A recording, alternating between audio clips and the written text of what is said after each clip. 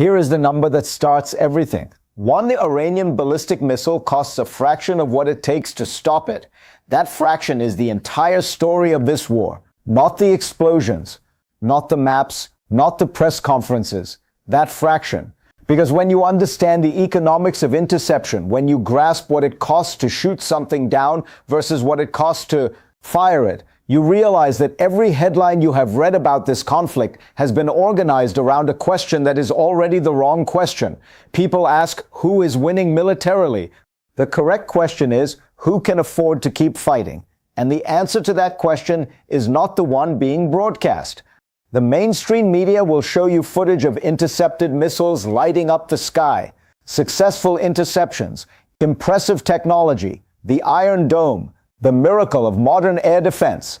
What they will not show you is the spreadsheet. What they will not tell you is what each of those interceptions costs. What they will not explain is the rate at which that cost is compounding. There is a hidden mechanism operating beneath every image of a successful intercept, a mechanism of depletion. And it is running in one direction only. Stay with me, because what I am about to tell you changes how you read everything that comes after it. For every single offensive ballistic missile fired at Israel, approximately 2 defensive interceptors must be launched to achieve a reasonable probability of stopping it. 2 defensive missiles for 1 offensive missile, expensive precision-manufactured supply chain-dependent defensive missiles for each cheap mass-produced offensive one. Iran has thousands of offensive missiles. Iran is producing more of them right now, faster than Israel and its allies can replenish the interceptors being consumed to stop them. This is not analysis. This is arithmetic. And arithmetic does not negotiate. The defensive inventory is being consumed at roughly twice the rate of the offensive inventory being directed against it. That gap does not close. It widens. Every wave of strikes that lands, whether intercepted or not, depletes the defensive side faster than the offensive side. The trend line is structural, not situational. It does not reverse when the diplomats issue statements. It does not pause when the cameras are rolling. This is why the previous conflict ended when it did. Not because a negotiated outcome satisfied the parties involved, not because any strategic objective had been achieved, because the defensive stockpile was approaching a level that those responsible for Israeli security could not allow to be reached, and a request was made to end hostilities before the cupboard emptied completely. The war ended because the math said it had to. Now there is a new campaign, larger, longer, with a starting inventory that was never fully rebuilt between the 2 conflicts, and a rate of consumption that is higher because the adversary has refined its methods based on what it observed in round 1. The same arithmetic, the same trend, a worse starting position, and there is something else. Detailed public reporting on the state of Israel's defensive missile stocks has been deliberately restricted. The people who need accurate information to make accurate decisions are being kept from it. That is not a side issue. That is the issue. Because a strategy built on incomplete inventory data is not a strategy. It is a guess dressed in the language of certainty. Iran did not build its military posture in a week. What we are watching unfold was designed, planned, and rehearsed over more than 2 decades. The opening sequence of this conflict was not improvised, it was executed. Phase 1 targeted radar installations, the architecture that provides early warning of incoming threats. Destroy the eyes, and the reaction time collapses. Collapse the reaction time and the intercept probability drops. Drop the intercept probability and more missiles reach their targets. More missiles reaching targets means faster depletion of the defensive inventory. Each phase feeds the next. Phase 2 targeted aerial refueling assets. The tanker aircraft that extend the range and endurance of combat aircraft. Without them, strike aircraft cannot reach distant targets, cannot maintain sustained patrol, cannot execute the kind of continuous operations that would be required to meaningfully degrade Iran's offensive production capacity. Remove the refueling capability and the reach of the response contracts. The planning behind the sequence is not the work of a military establishment that was caught off guard. It is the execution of a plan designed specifically to defeat the type of response that would be launched against it. People who briefed the American president before this war began and told him that Iran had been preparing for exactly this contingency for over 20 years were not being alarmist. They were being accurate.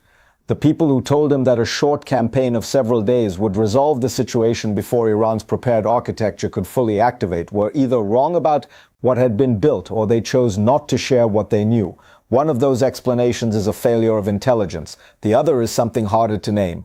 Now let us talk about the number that governs the global economy, 20 to 25%.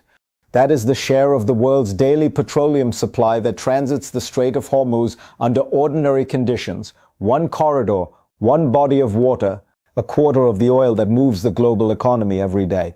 Add to that approximately 1/3 of the world's fertilizer supply, moving through the same route.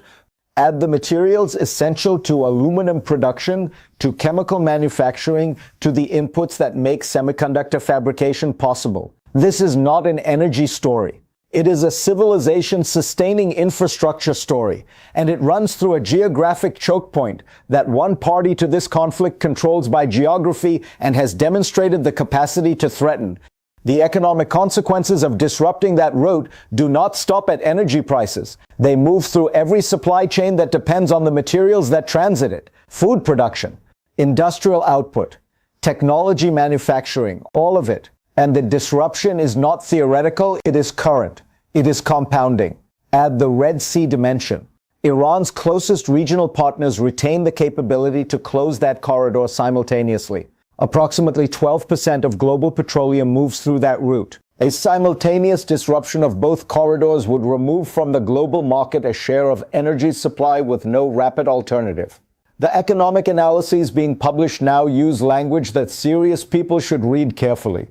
The era in which American economic leverage, sanctions, financial system control, trade corridor dominance operated without effective challenge is encountering a test it was not designed to face. Iran has taken a geographic fact and converted it into an economic instrument. The same logic that the United States has applied to dollar hegemony and financial system access has been applied in reverse to a waterway that American military power, for all its scale, has not been able to reopen. The most capable naval force in human history has been asked by its president to find coalition partners willing to help manage this situation. Those partners have declined. When every significant ally says no, that is not a diplomatic setback. That is a collective strategic assessment by every government watching this unfold about the realistic limits of what American power can achieve in this environment. Let me address the nuclear question directly, because it is being discussed with more heat than clarity. The immediate risk of nuclear weapons being used in the current conflict is real but circumscribed. Iran does not currently possess a deliverable nuclear weapon. It possesses enriched material at levels approaching weapons grade, but the gap between that material and an actual weapon involves steps that have not been completed. Israel possesses nuclear weapons and has maintained deliberate ambiguity about them for decades. The threshold of existential threat that would alter Israeli nuclear calculus has not been reached by the current campaign, even as the conventional pressure intensifies. The more consequential nuclear question is not about the current war, it is about what comes after. Iran observed what happened to Iraq when it abandoned its weapons program. Iran observed what happened to Libya when it surrendered its nuclear ambitions in exchange for international rehabilitation. In both cases, the government that made that concession was subsequently dismantled by external force. Iran has now absorbed a massive military campaign from the United States and Israel. The lesson available to any rational state actor from this sequence is unambiguous. Countries that possess nuclear weapons are not subjected to regime change operations. Countries that do not possess them are. North Korea has them. It has never faced what Iran is facing now. The pattern is not subtle. After this war ends, whenever and however that occurs, the incentive structure pushing Iranian leadership toward nuclear acquisition will be stronger than at any previous moment in their history. The religious prohibition that had previously served as a form of internal restraint against nuclear development has been removed by the death of the cleric who issued it. The strategic argument for acquisition has been reinforced by every development in this conflict. The war that was justified in part as a means of preventing Iranian nuclear weapons may have created the most powerful incentive that has ever existed for Iran to obtain them. Conventional military force has demonstrated that it cannot permanently eliminate the underlying capability. The enriched material still exists. The infrastructure, damaged as it is, has not been destroyed. An adversary that survives this campaign with its core capabilities intact and with existential motivation to go nuclear is not an adversary whose nuclear trajectory has been durably constrained. History has a record of this pattern. In the summer of 1941, military planners authorized an invasion of what they assessed would be a brittle, quickly collapsing opponent. The assessment was built on a systematic underestimation of the adversary's resilience, production capacity, and willingness to absorb losses and continue fighting. No contingency plan existed for a protracted conflict because the planners believed, based on their assessment, that such a contingency was unnecessary. By winter, deep inside enemy territory with the offensive stalled, and the quick victory nowhere in sight, the force found itself in a war of attrition it had neither planned for nor resourced to sustain. The mechanism is identical to what is unfolding now. American planners assumed a short campaign. They assumed Iranian resistance would fracture under initial shock. They assumed the conflict would end before its structural consequences. The strait closure, the regional attacks, the defensive missile depletion could fully materialize. They made no adequate plan for duration because they judged duration to be an unlikely outcome. That judgment was wrong.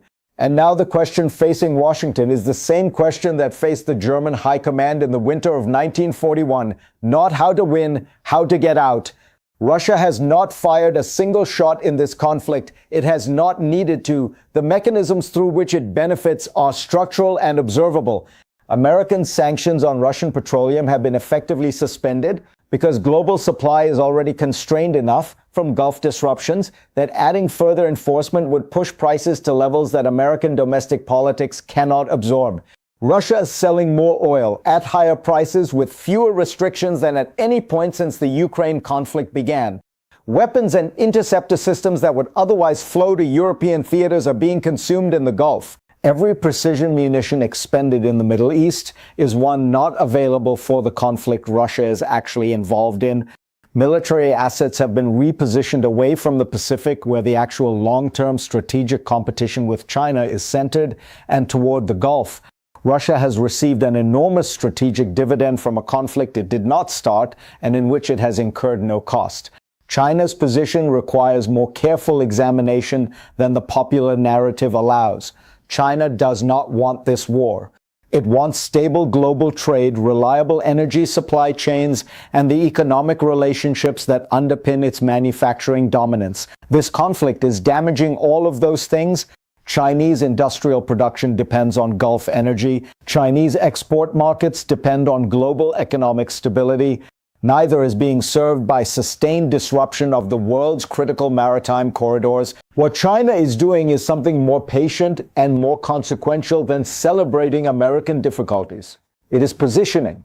It is maintaining relationships with all parties simultaneously. It is presenting itself as the responsible actor capable of communication with Iran when American channels are closed, capable of offering economic frameworks when American military engagement has produced instability, capable of brokering an eventual settlement and claiming the diplomatic credit for doing so. Gulf states, those that have been struck by Iranian missiles because of a war they were pulled into by American decisions they had no part in making, are drawing their own conclusions about the reliability of the security arrangements they have operated under. China is available to offer a different kind of relationship, one built on economic partnership rather than military dependency. That repositioning, quiet and conducted through trade rather than force, is the most durable strategic consequence of this entire conflict. It will shape the regional order for a generation. Something has shifted in Europe that deserves more attention than it is receiving. Germany's defense minister told the American president directly that this is not Europe's war. The German chancellor reinforced it. NATO is a defensive alliance, not an instrument of American expeditionary operations in theaters unrelated to European defense, and European governments have no obligation to follow where American strategic choices lead. This is not the language of an ally politely disagreeing with a specific tactic. This is the language of a major government drawing a line, and Germany has not drawn it alone.